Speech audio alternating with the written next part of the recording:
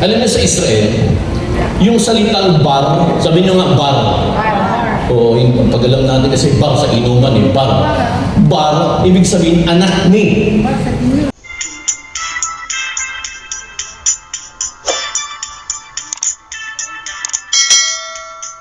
Halimbawa, si Bartimeo, siya'y anak ni Timeo. Yeah? Si Bar, pag sinabi ni Bar, Bar anak ni Timeo. Si Simon. Ang tatay ni Simon ay si Jonas.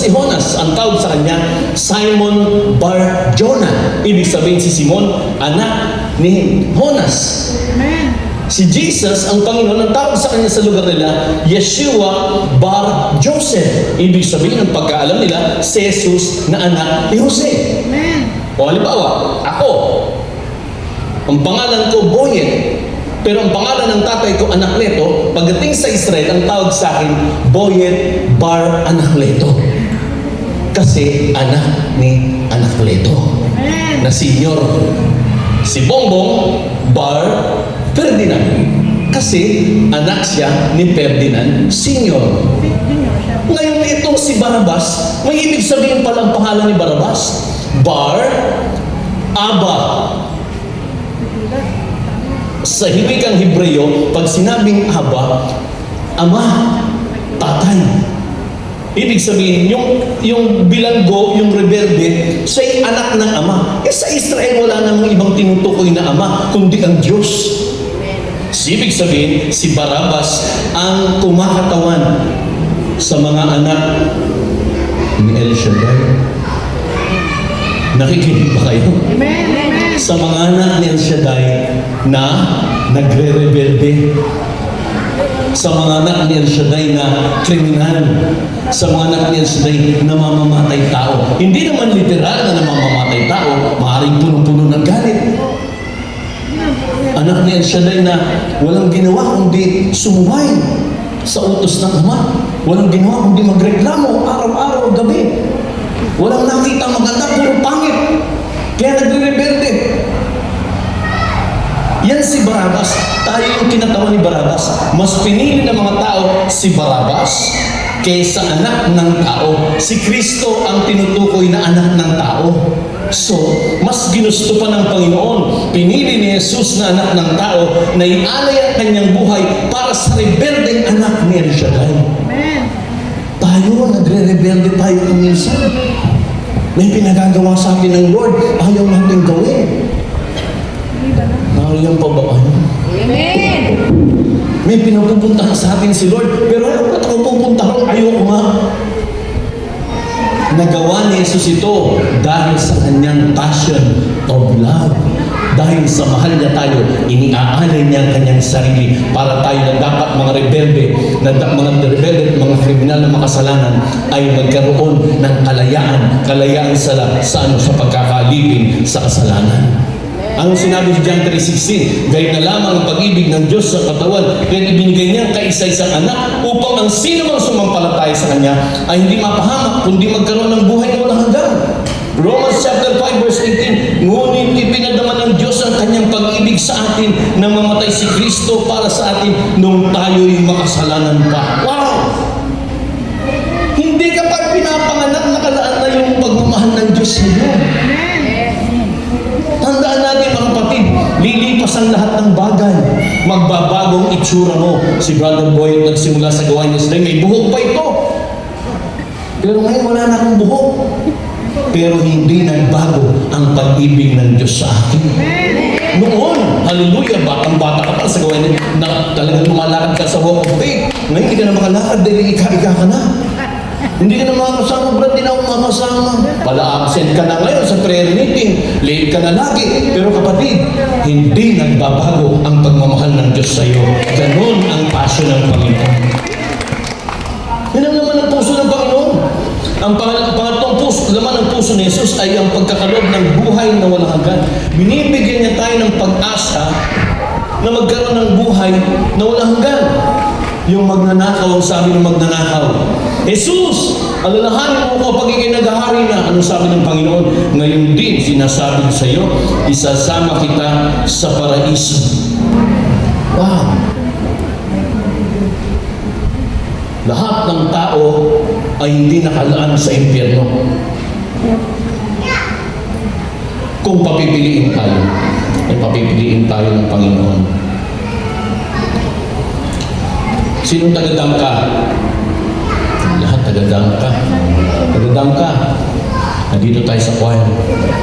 Kung papipiliin kita, sister, dangka o Makati? Dangka, natural. Kung papipiliin kita, sister, tagadangka ka? O taga-saan ka man? Tagadangka ka rin. Papipiliin, dangka o Amerika? Dangka talaga. Dangka ka pa rin. Alam mo, sa totoo lang, hindi naman tayo taga rito. Kapag sinuko mo sarili mo sa Diyos, kailangan iwan mo lahat. Kasama ang dangka. Pag dumating ang Panginoon, sasabihin mo, Lord, teka muna, dito lang ako sa dangka, doon na kayo sa langit. Hindi pwede yun. Kasi hindi ka taga rito, hindi tayo taga rito. Lahat tayo puro mga alien. Yes, hindi ka taga dito sa dangka. Bakit sabi ng Panginoon, heaven and earth will pass away. Lilipas ang dangka. Eh kung nandito ka lumipas ang dangka, damay ka. Pero kung handa mong iwan ang dangka, kapag saan ka dali ng Panginoon, kapatid, kapag sinabi ng Lord, sister, umalis ka sa dangka, huwag ka mag-quiet dito, doon kita dadalhin sa Hawaii. Eh magagawa ka ba? Gagastusan ng Diyos yung lahat. Hindi mo po problemahin ang ticket mo. Kami nga, ako natulog akong taga Makati, nagising akong taga Taguig. Taga Pembo ako, taga South Cebu, puro Embo ako. Pinagtalunan ng Taguig at ng Makati, ang Embo. Natulog akong taga Makati, nagising akong taga Taguig. Wala akong magawa. Sino nagdesisyon? Ako ba may Diyos nun? Hindi. Pero sumunod ako sa kalooban ng Diyos. O, di Taguig na ako ngayon. Ganun din yun sa atin, mga kami namin kapatid. Tayo ay nakalaan para sa paraiso. Dangka o paraiso? Paraiso. Wala kang magagawa. Kapag sinusundo ka na ng St. Peter Insurance, hindi ka pwedeng sabihin, Lord, ayoko mo na umalis sa dangka. Ayoko pang umuwi. Dito muna ako sa dangka. Kasi bahala ka kung gusto mo dyan. Hindi ka pipilit. Pero kapatid, tandaan mo, hindi ka taga rito. Si Abraham, si Jacob, sabi ng Diyos, umalis ka. Wala silang ginagawa, umalis sila sa isang lugar. Lumilipat sila. Hindi sarilang desisyon, kundi desisyon ng Diyos sa buhay nila. Kapag inala mo yung buhay sa Diyos, kapatid, pag sinabi ng Panginoon, anak, iwan mo dangka. Umalis ka at dadalhin kita sa isang lugar na kung mas lalong pagpapalain kita. Kailangan handa kang iwan ang dangka. Diba? Kasi ito ang inalaan ng Diyos para sa iyo eh. Yung magnanakaw, malay niya ba?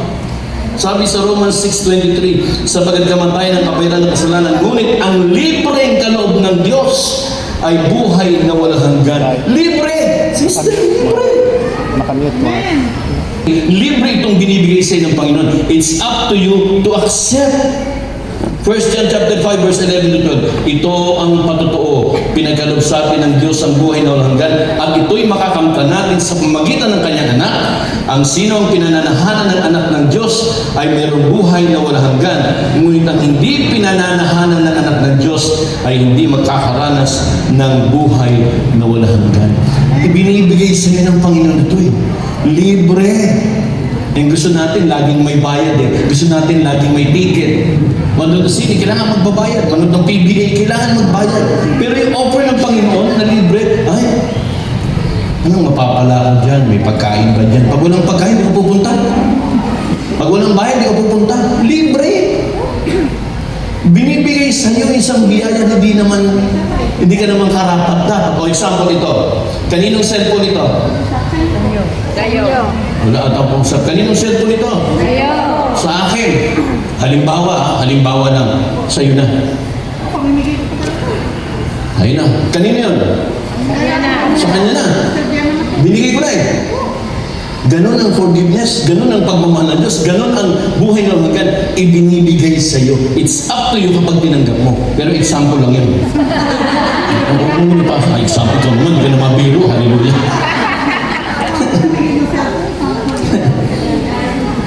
Ang sino mang sumampalataya kay Jesus, nananampalataya ba kay Jesus? Sino nananampalataya kay Jesus? Taas ang kamay.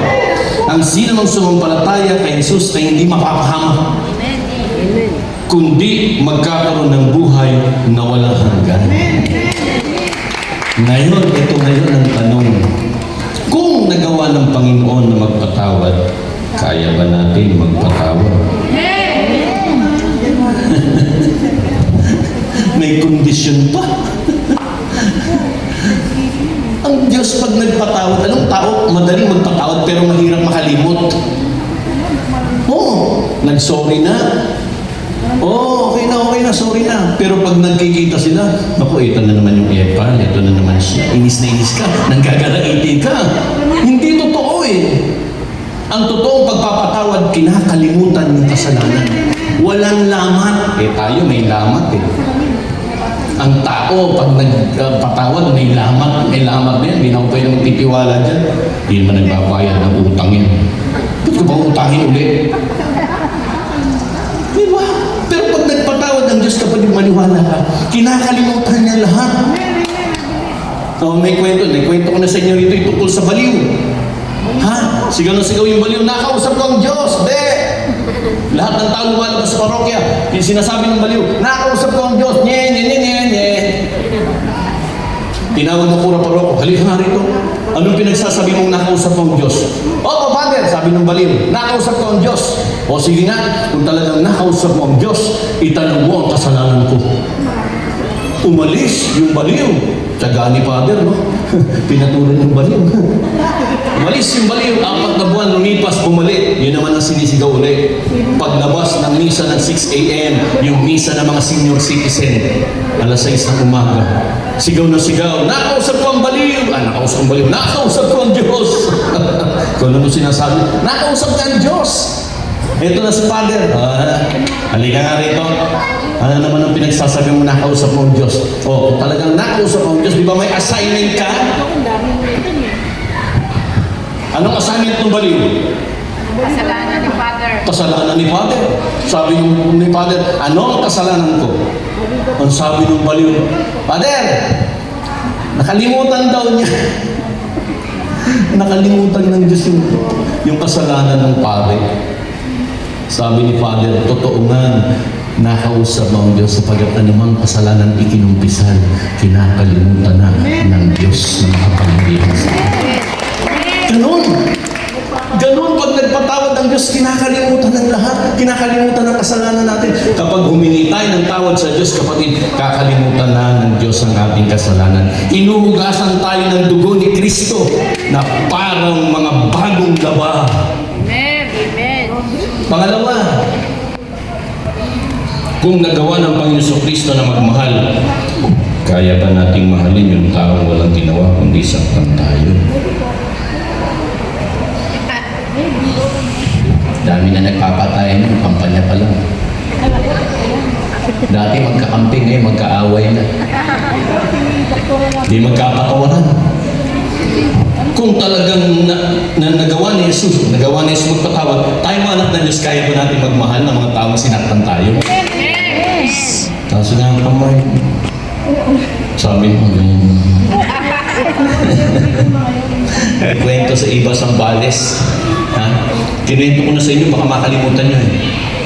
Yung season assembly no, sa iba Sambales. May isang sister, bago yung gawain na yun, may isang sister lumapit sa akin, Brad, anong gagawin ko?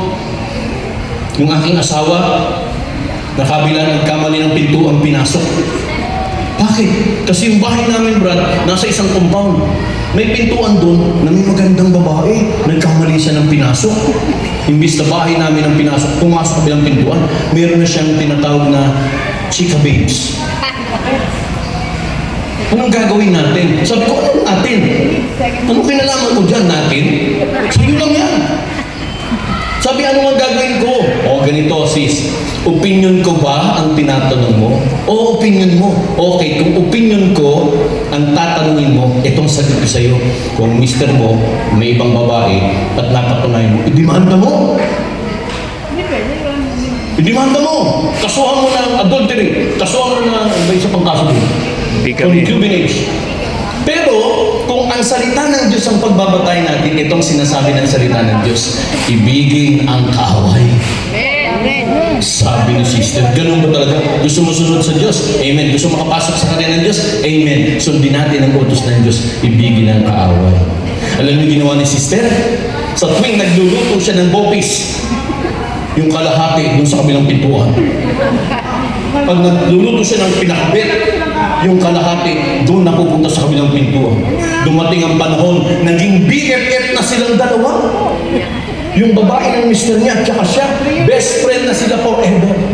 At ang nangyari, nung araw ng diocesan sa Iba Sambales Elementary School, sumama yung babae sa kanya. Umatin ang gawain ni El Shaddai. Ang problema, eto na yung mister, umuwi. Dumating sa bahay, Carmen! Kape ko! Woo! Carmen!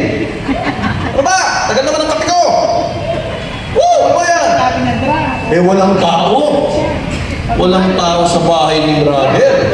Anong ginawa ni brother? Pumunta sa kabilang pintuan. Pagdating sa kabilang pintuan, ang sabi, Honey! Iba tawag. Pag tunay ng asawa, pangalan ng tawag. Pero pag ibang babae, Honey, Babes, Sweetheart, Sweetie Pie, Egg Pie, Buko Pie, Pinapay. lahat meron. Para mas ganda eh. Alam nyo, walang tao. Sabi nung mister, ba't nawala dito yung aking honey bunch? Ang ginawa niya, lumabas siya, naglakad siya, nagutom siya, naghanap siya ng bananakyuhan. Pagdating sa bananakyuhan, natapat siya doon sa eskwelahan. Habang kumakain siya ng bananakyuhan, nakita niya, nabupik siyang mabulunan ng saging. Nakita niya, nakita niya yung asawa niya at yung kanyang honey bunch. Magkahawak ng kamay. Ama namin, sumasalangit ko, sambahin. Curious siya ngayon. Lumapit siya ngayon sa dalawa sa likuran.